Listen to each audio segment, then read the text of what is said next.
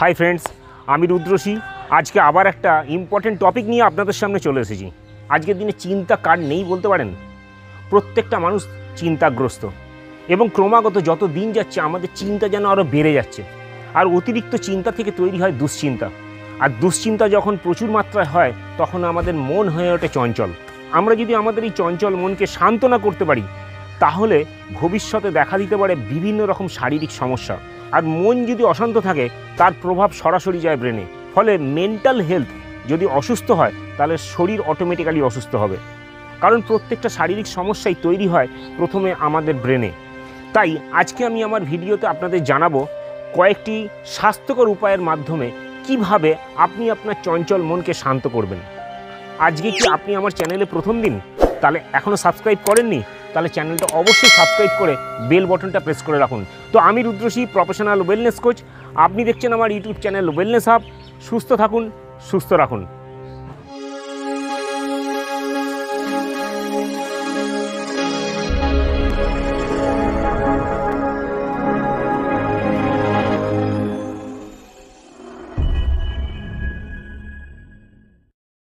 বর্তমান লাইফস্টাইলে আমরা কেউ হয়তো ল্যাপটপে, কেউ হয়তো মোবাইলে, কেউ হয়তো টিভিতে, বা কেউ হয়তো খবরের কাগজে, বিভিন্ন জায়গা থেকে সারা দিন ধরে আমরা তথ্য কালেক্ট করে যাচ্ছি। আর ক্রমাগত সেই তথ্য আমাদের ব্রেনের মধ্যে ঢুকছে। আমাদের ব্রেন একটা সময় এক্সস্ট হয়ে যায়, আর কোনো কাজ করতে পারে না। তাই সারাদিনে একটা নির্দিষ্ট সময় বিরতি নিন। দিনের বেশিরভাগ সময় কৃতজ্ঞ থাকার অনুশীলন শুরু করুন। এটা প্র্যাকটিসের ব্যাপার। যে কোনো কিছুর জন্যে আপনি কৃতজ্ঞ থাকুন। আপনার কাছে কি নেই সেটা নয়, কি আছে সেটা দিয়েই ফোকাস করেন আপনি। আর এতে আপনার মানসিক শান্তি অনেক তাড়াতাড়ি লাভ হয়। সবসময় ইতিবাচক মানসিকতা অনুশীলন শুরু করুন। ইতিবাচক মানসিকতা যে কোনো প্রতিবন্ধকতা কাটিয়ে ওঠার শক্তি যোগায়। নিজের আত্মবিশ্বাস বা সেলফ কনফিডেন্স সবসময় বাড়িয়ে রাখুন।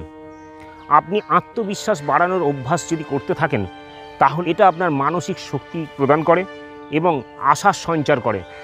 জীবনে ভালোভাবে বেঁচে থাকার জন্য নতুন নতুন রাস্তা দেখাতে সাহায্য করে। সারাদিনে নির্দিষ্ট একটা সময় নিয়মিত এক্সারসাইজ করুন। হতে পারে সেটা মেডিটেশন ডেলি বেসিসে আপনি যদি করেন একটা নির্দিষ্ট টাইম, এটা আপনার মানসিক উদ্বেগ এবং মানসিক চাপ রোধ করতে খুবই উপকার করে।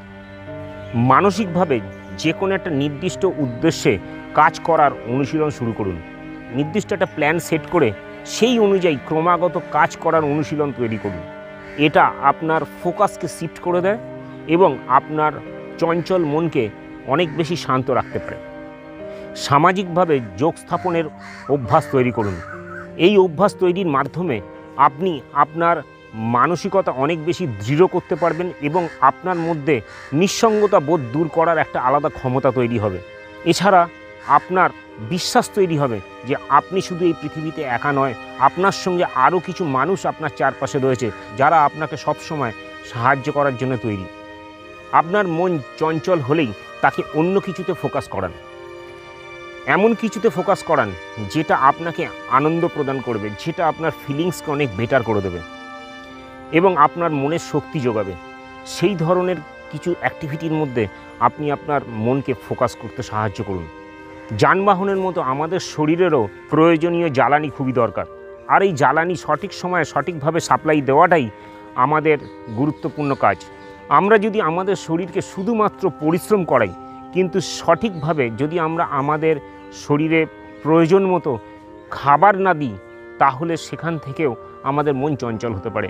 আশা করি এই কয়েকটা টিপস মেনে চললে আপনি আপনার চঞ্চল মনকে শান্ত করতে পারবেন এবং আপনার কাজে ফোকাস করতে পারবেন, যা আপনার প্রোডাক্টিভিটিকে বাড়িয়ে তুলবে। তো আমি রুদ্রসী, বিগত 13 বছর ধরে আমি মানুষকে সুস্থ রাখার চেষ্টা করছি মানসিকভাবে, শারীরিকভাবে, শুধুমাত্র তাদের জীবনযাত্রার মান পরিবর্তনের মাধ্যমে। আপনি কি ইন্টারেস্টেড আমার সঙ্গে মিট করতে? তাহলে নিচে ডেসক্রিপশানে গিয়ে পার্সোনাল হেলথ ইভ্যালুয়েশন লিঙ্কে ক্লিক করে আপনি আপনার অ্যাপয়েন্টমেন্ট বুক করুন, অনলাইন অর অফলাইনে। তো আজকের ভিডিওটা যদি আপনাদের ইনফরমেটিভ লাগে, যদি মনে হয় এটা একটা খুব গুরুত্বপূর্ণ টপিক ছিল যেটা জানা খুব দরকার ছিল, তাহলে অবশ্যই একটা লাইক দিয়ে দেবেন, অন্যদের সঙ্গে একটু বেশি বেশি করে শেয়ার করে দেবেন। আর এই চ্যানেলে আপনি যদি প্রথম দিন হন তাহলে চ্যানেলটা সাবস্ক্রাইব করে বেল বটনটা প্রেস করে দেবেন।